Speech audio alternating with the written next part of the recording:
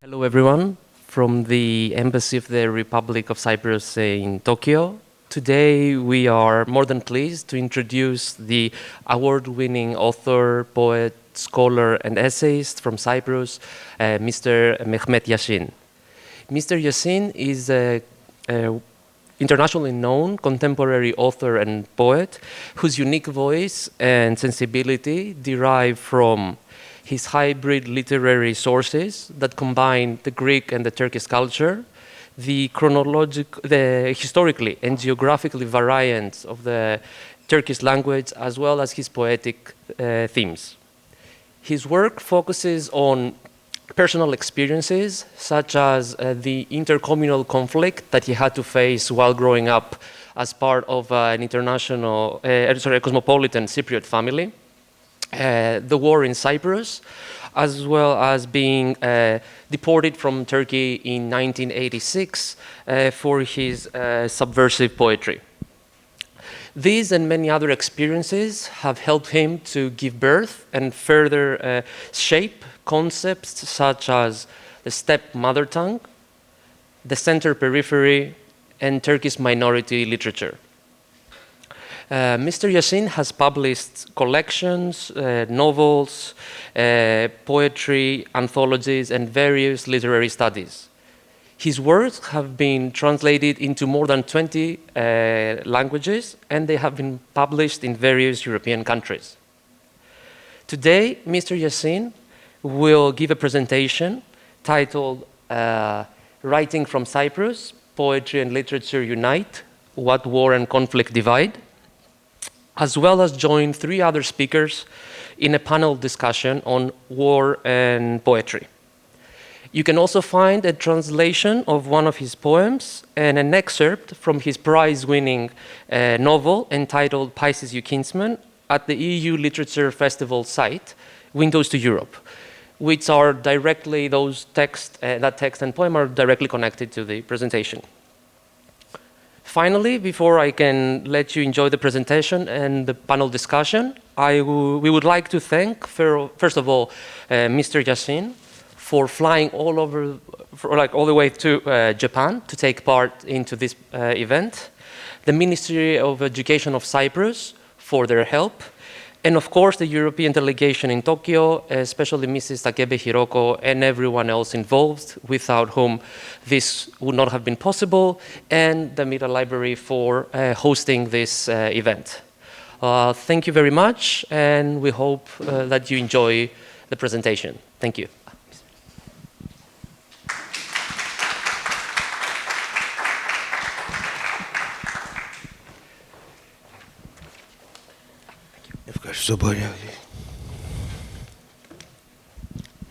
Hello.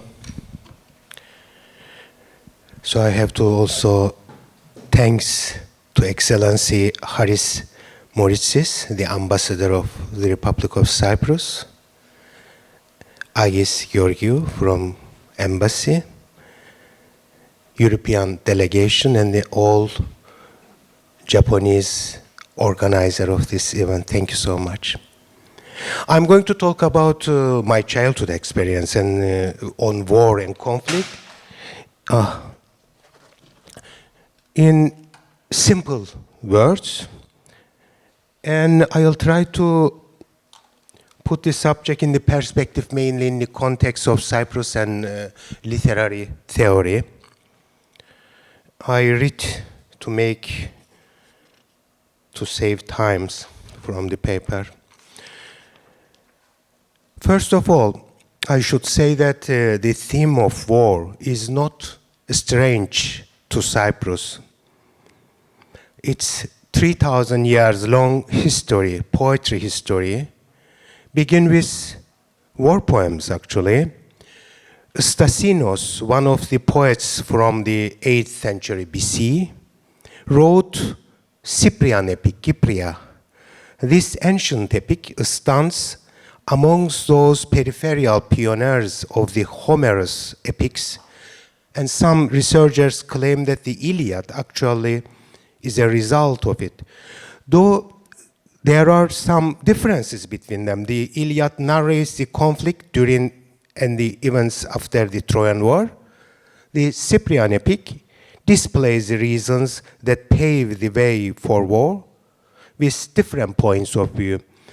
Besides this, Stasinos voice this narration with Eastern myth, particularly Phoenician ones, and also the influence of Aphrodite cult, more visible.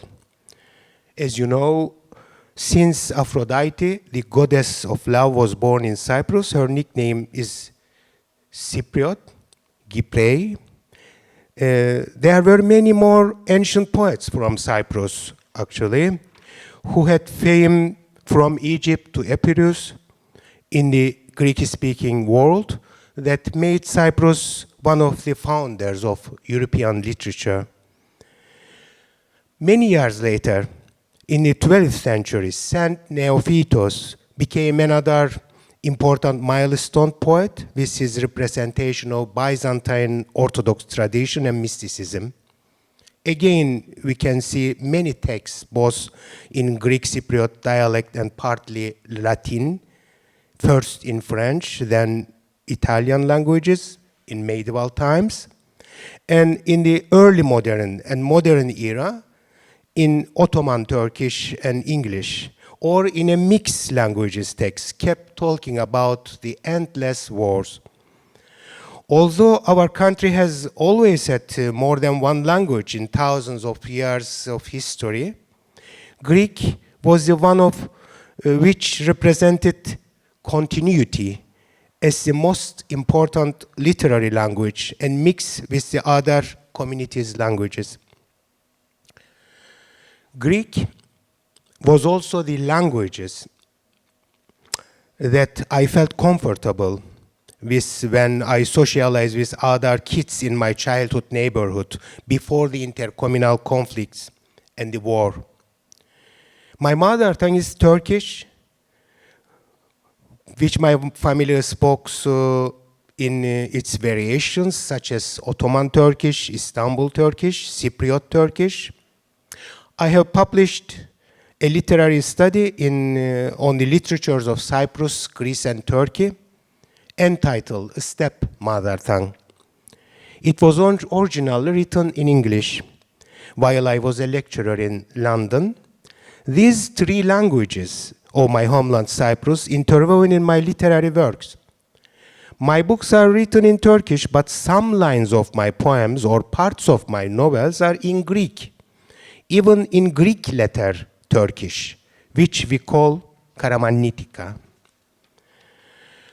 I sometimes find myself translating not only words, but cultural concepts, imageries from Greek into Turkish.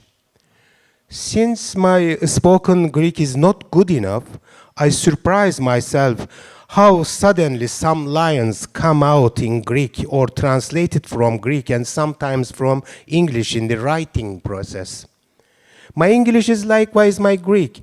I am culturally much more connected with Hellenic and British traditions than my broken spoken languages of them may imply.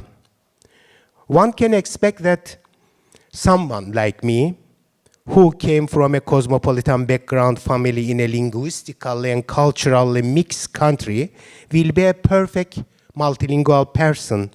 But I am not exactly like that. The war turned me to a multiple non-lingual one. As I wrote in one of my poems, that poem also translated into Japanese, wartime, I used to talk within myself so that no one could hear me. And they all suspected wisdom in my silence.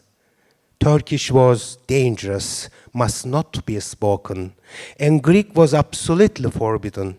My elders who wanted to save me were waiting, each one trigger ready before a machine gun.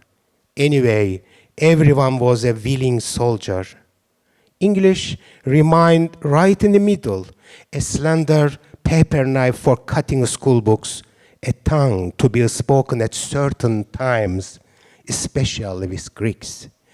I was often unsure in which language to shed tears. The life I lived wasn't foreign, but one of translation. My mother tongue one thing, my motherland another, and I again altogether different. Even in those days of blackouts, it became obvious I could never be the poet of any country because I belonged to a minority. And freedom still a little word uneasy in any nation's lexicon. Then in my poems, the three languages got into a wild tangle. Neither the Turks nor the Greeks could hear my inner voice, nor the others. But I don't blame them. It was wartime. I experienced the terror of war and the division through languages. During the years of ethnic conflicts in Cyprus, the Turkish military authorities were punishing Turkish Cypriots by making them pay a penalty for each Greek word they used. It was forbidden even to listen to Greek songs, forget the singing. To lose a so-called mother tongue and to have a mother tongue are obviously parts of the same nationalization process. When Dionysios Solomos, one of the founders of modern Greek poetry, aimed to be a Greek national poet during the independence war against Ottoman Empire, wanted to learn Greek language and custom better than his Italian lingual and cultural background. And in order to write poems in a rich Greek, he paid money to Greek-speaker villagers to improve his Greek vocabulary. But at the end of the day, the Italian and the Greek languages and poetry traditions mixed up in his supposedly pure Greek languages and poem. Most probably my Turkish writing poems are also similar in that sense of hybridity. It doesn't matter whether poets choose to hide or expose their hybrid poetic resources, the hybridity exists there. It is the war that divides us, but poetry with its multiple resources from different languages and literary traditions unites us.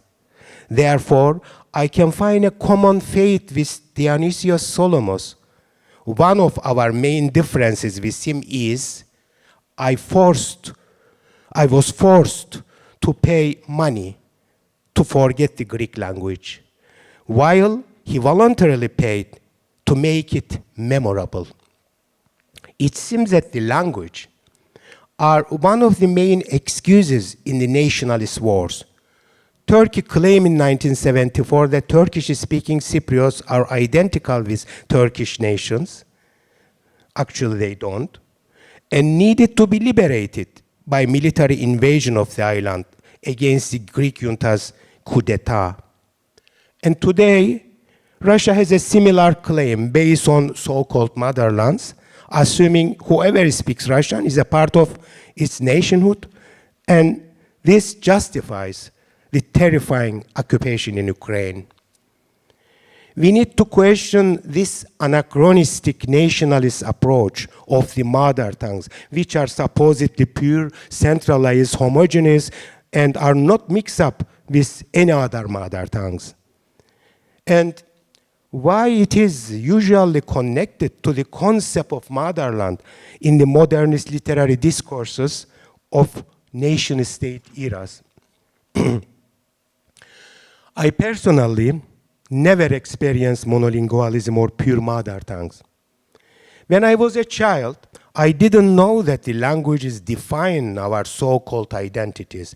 We had Armenian neighbors who spoke Turkish better than many Turkish Cypriots. At one of my cousins' homes, they mainly spoke in English because of mixed marriage with a British lady, and another cousin was married to a Greek Cypriot lady, and they replied to each other in both Greek and Turkish dialects of Cyprus, which we call it Kipriaga. One of our neighbors from Alexandrian Greek, and just like our tenant who was from Ankara, they spoke in Greek and Turkish different dialects of Cypriots. Cypriot people, whatever their ethnic roots, has a common folk poetry tradition, usually mixed with Turkish, and Italian words in the Greek dialect of Cyprus, and orally performed by folk poets called bidarides.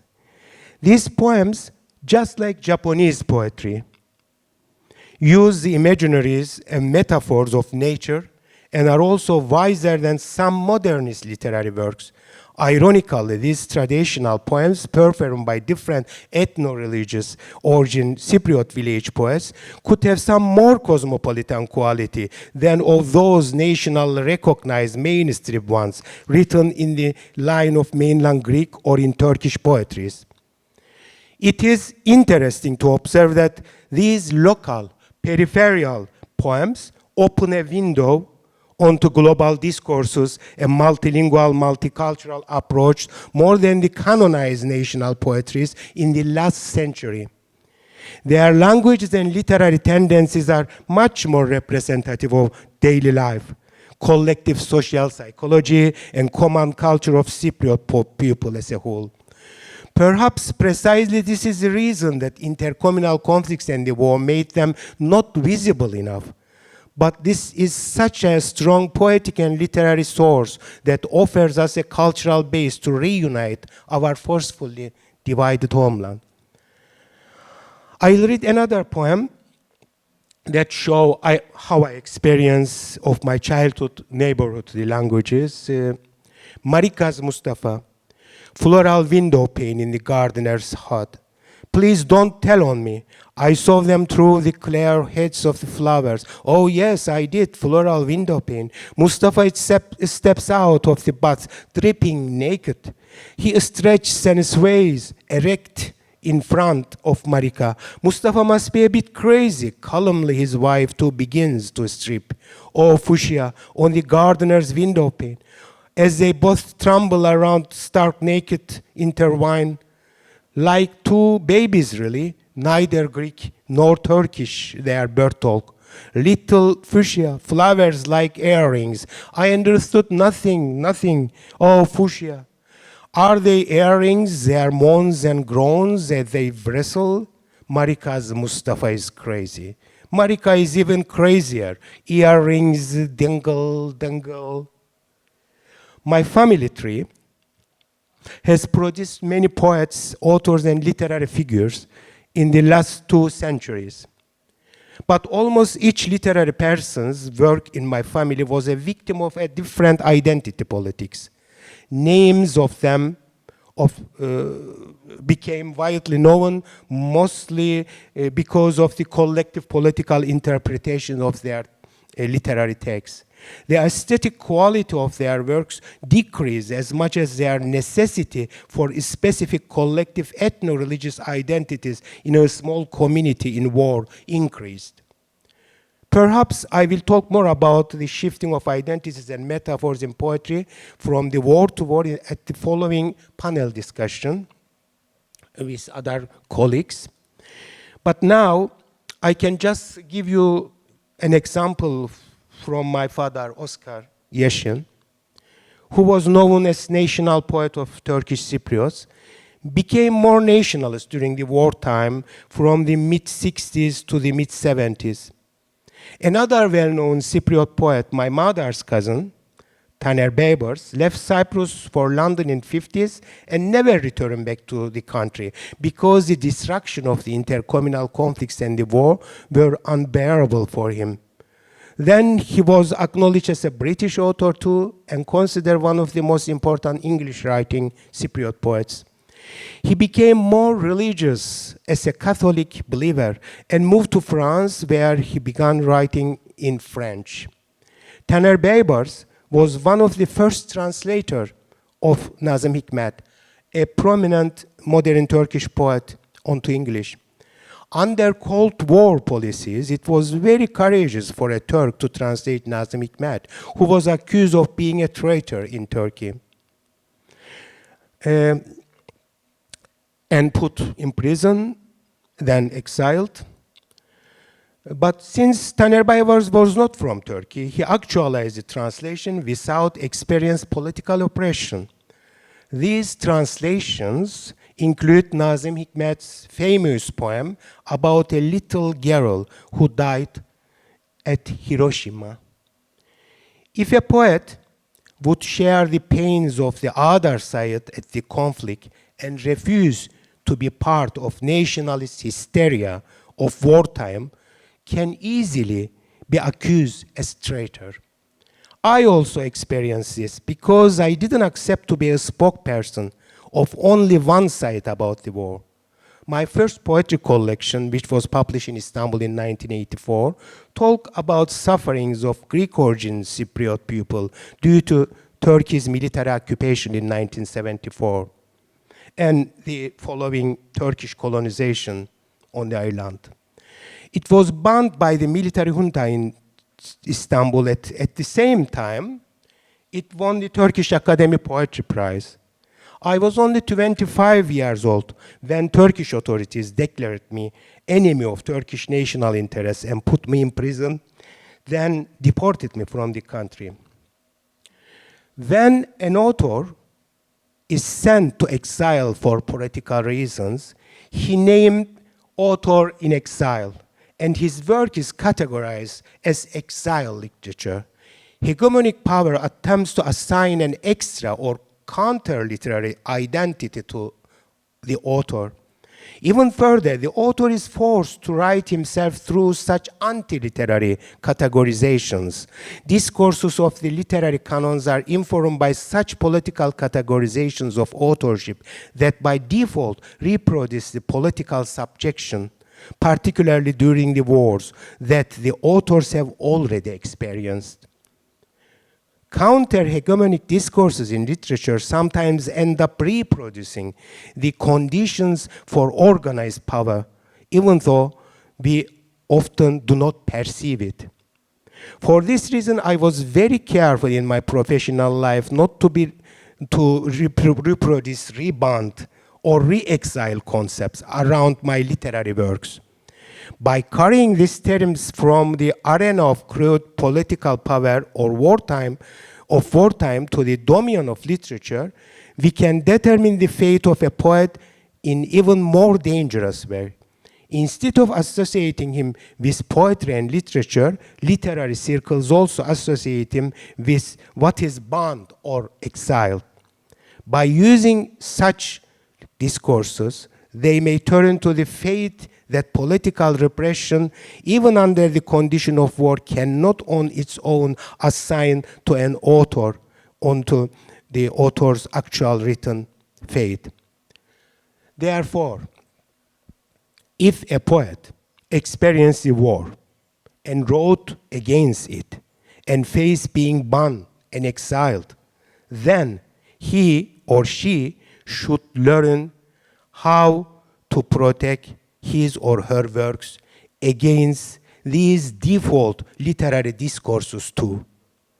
I wrote my first poetry collection between the ages of 17 and 23 without intended a deliberate political statement.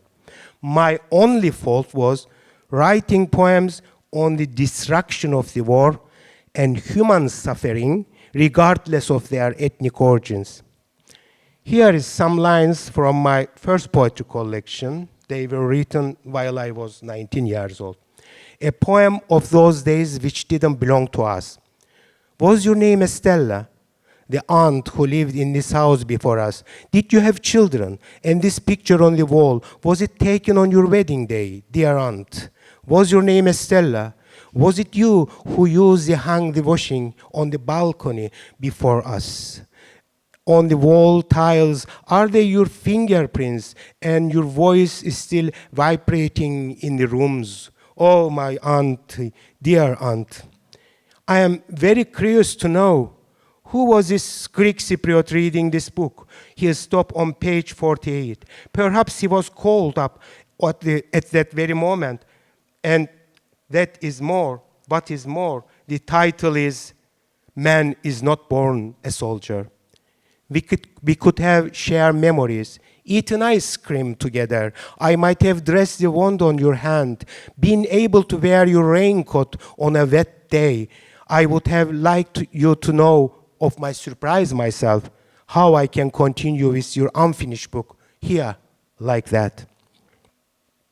After many years of rapprochement, now the poem I just read, some parts of it, is in the school books of the Republic of Cyprus, alongside with a Greek-writing Cypriot poet Pandelis Mekanikos' poem entitled Ode to a Murdered Turkish Boy.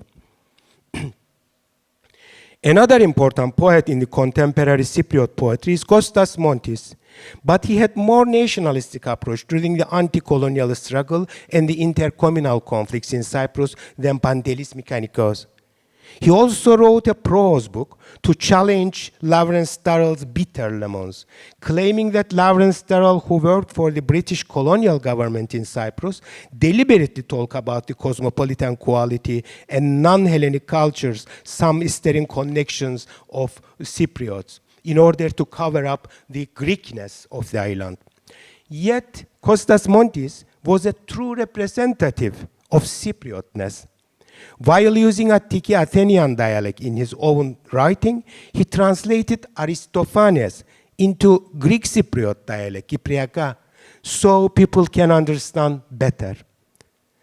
He reminds me of my father.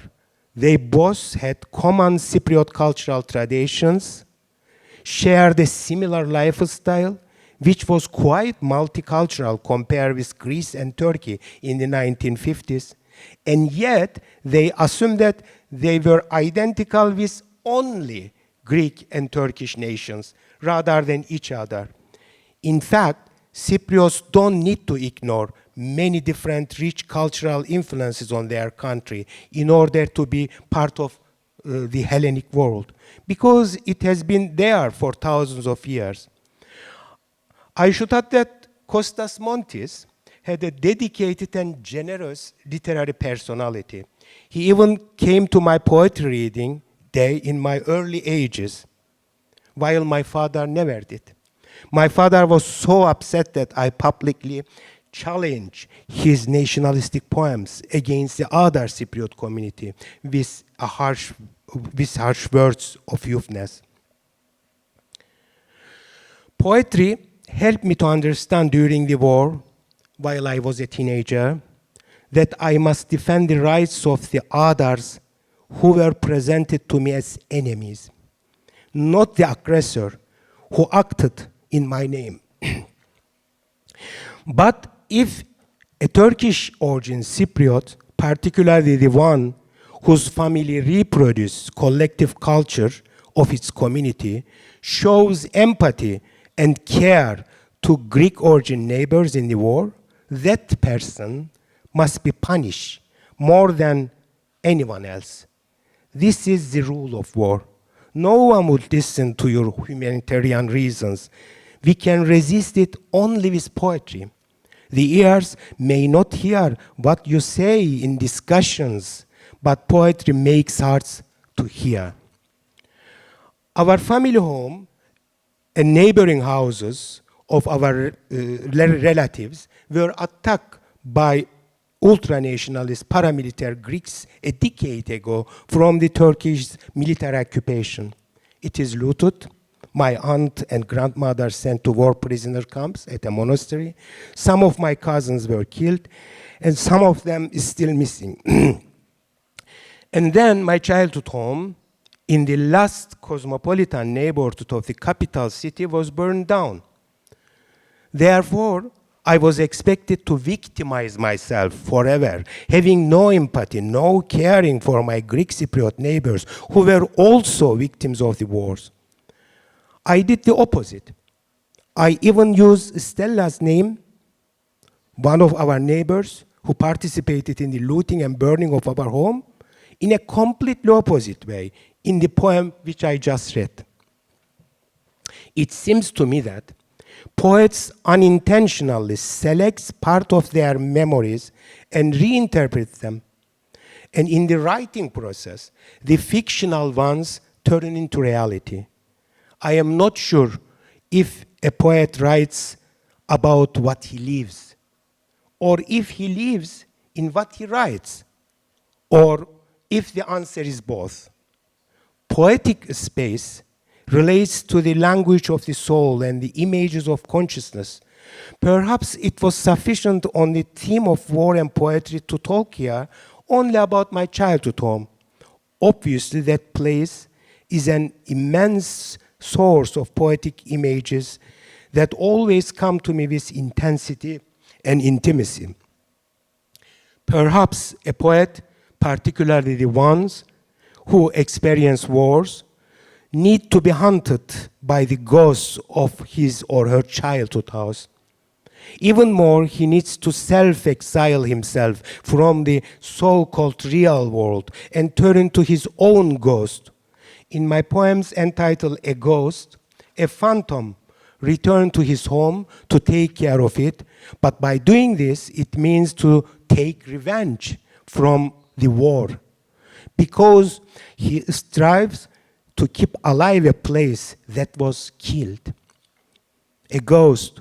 Phoenician inscribers of epitaphs were killed by warriors who were Phoenicians themselves because they advocated an end to the war with the Greeks. And those who remain continue to live like ghosts under threat of death. From a tombstone in Italian, Cyprus, 8th century BC. Only as a ghost can I now return to my own home. Emerging from blurred window mirrors, I haven't much time. I throw the windows open in pitch dark, starlight floats the rooms. I shake the dust of the curtains off the linen drap over bookshelves. I must also clean with moist breath the family pictures in frames. The avenging angels of this polyglot house was silenced. Make everyone who enters it promise to write against wars, against everything, jingoes, even tongues. Sprinkle the end killer around like enchanted words, the mothball.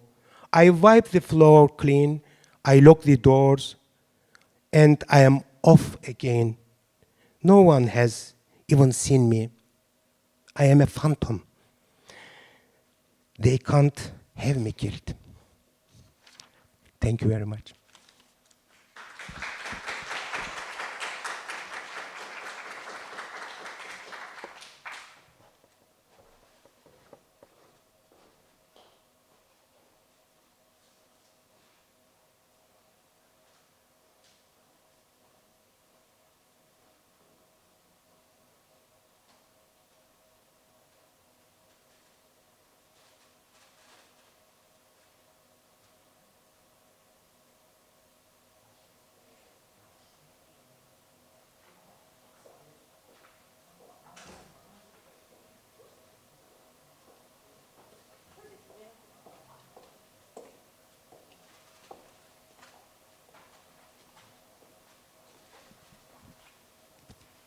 Thank you very much, Mr. Yashin.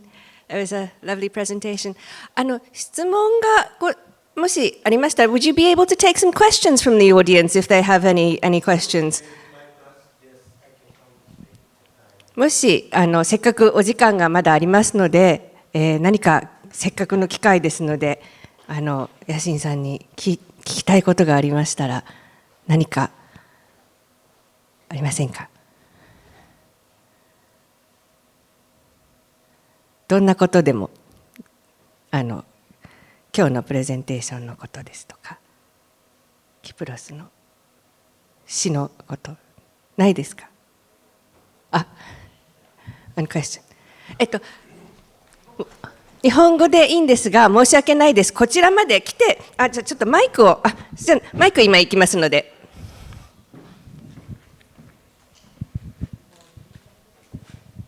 Thank you, Mr. Yashin, for the presentation. It was very lovely. My question is kind of related and not related, but I would like to know again the name of the Turkish Cypriot poet that's considered the national poet of the Turkish Cypriots, which was forbidden in Turkey.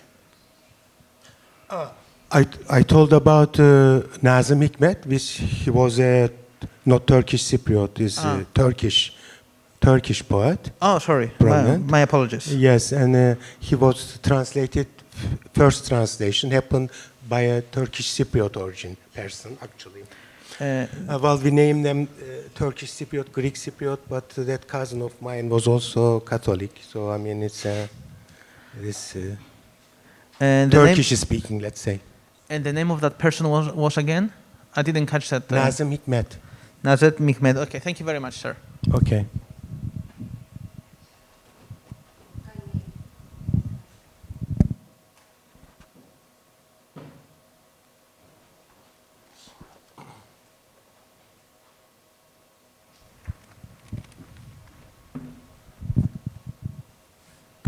Hello, thank you, Mr. Yashin, for this lovely presentation.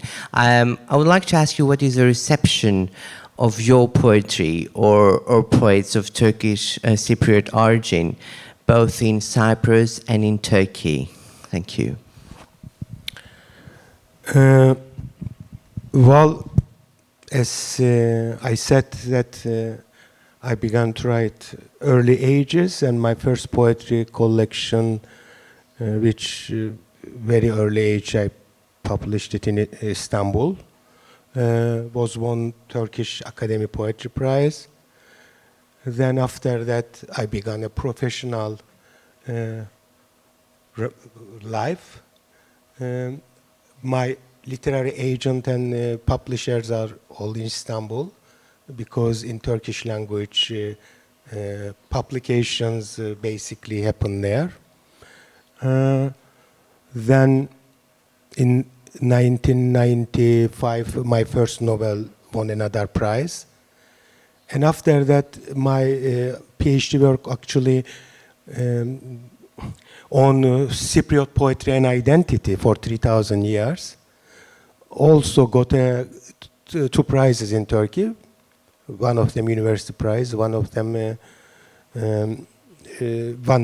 put in one important literary critic's name.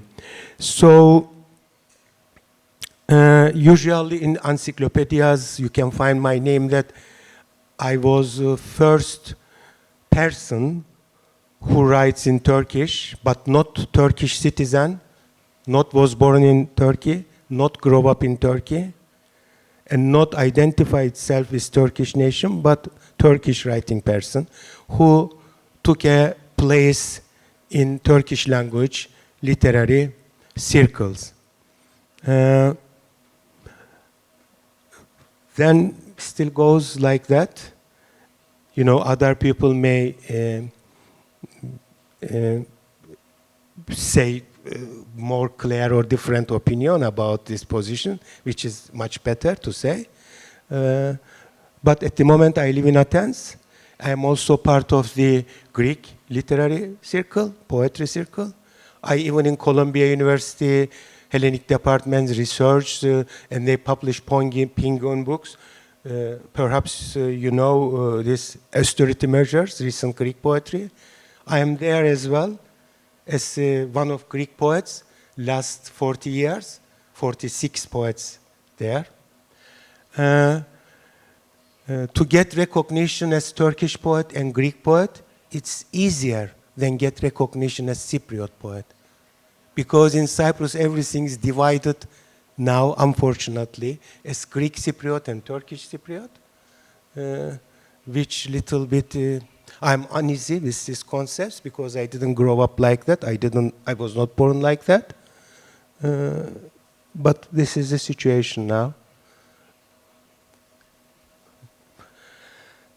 Thank you.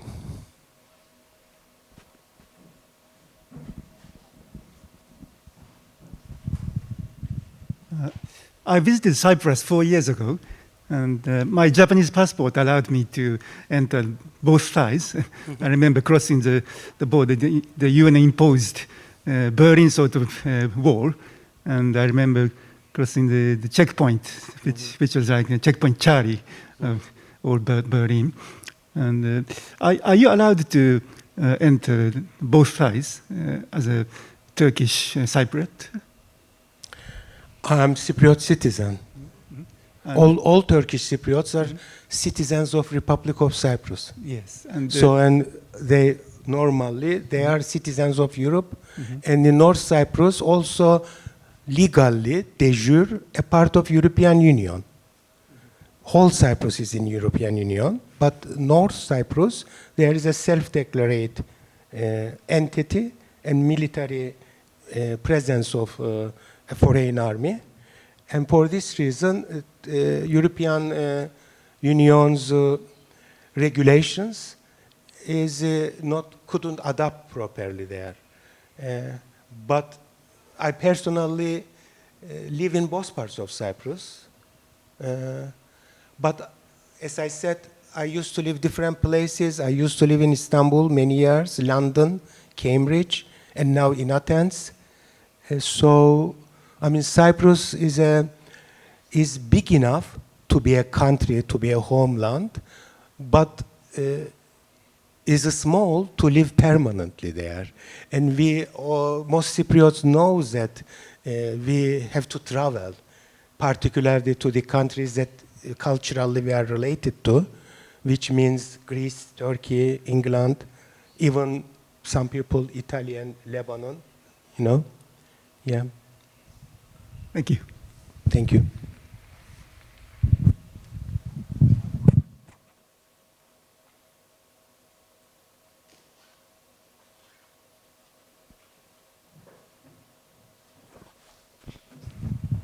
Ah, どうもありがとう。日本語で大丈夫ですか？はい。大変興味深く聞かせていただきました。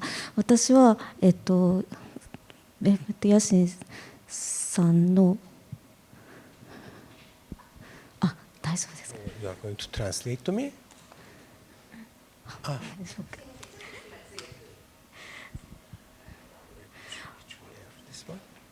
ごめんなさい、そうか。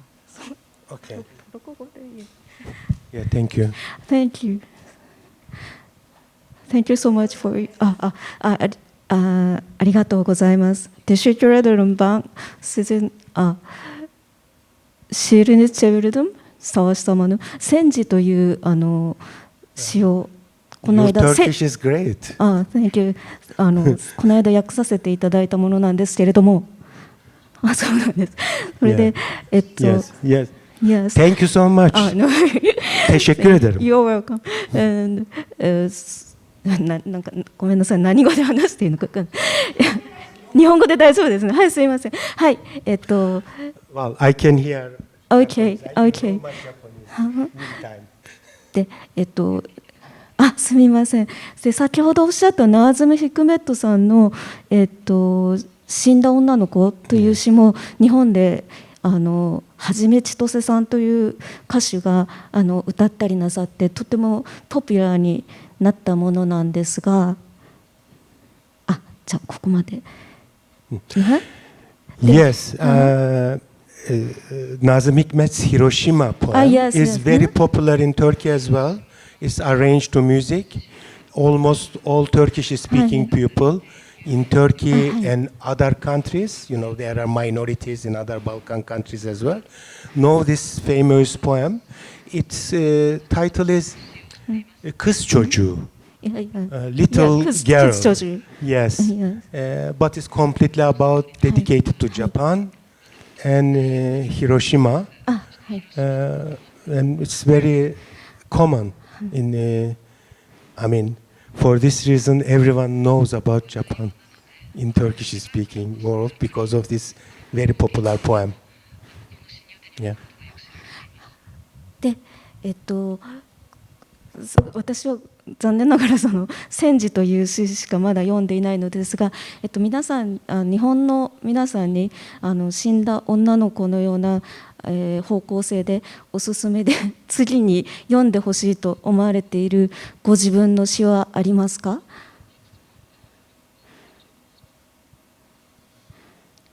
？I mean, you know, the poems in this, I mean, related to Japan? Do you mean related, some poems related to Japan? そうではなく、generally. 全般的にです。You know that in Greece and in Turkey there are lots of good poets, and in Greek language and in Turkish language. I don't know which one should I いや、ご自 recommend 分 at の the ご自 moment. 分の作品です。Ah, my own 自然 poem. エセルのうち。 Well, you translated one of Yeah, them, the- which I read, Wartime. So this wartime also maybe express the feelings. I don't know, perhaps you decide when you read my books or find on website. Sometimes some poems can good in some certain languages, you know. Okay. So it's better to translator to decide. Some poems very good in French, but not good enough to, for instance, Arabic language. So translators which translate from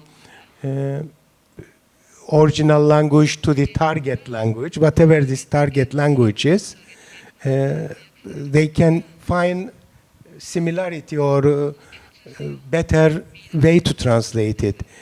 So I learn not to make intervention much to translators, you know. When I was very young, I was oversensitive. Then I realized that if I show that much sensitivity, no poems will be translated. I think translated poems also kind of a creation of authors, like another work based on your own writing. Yeah. Thank you. Thank you very much.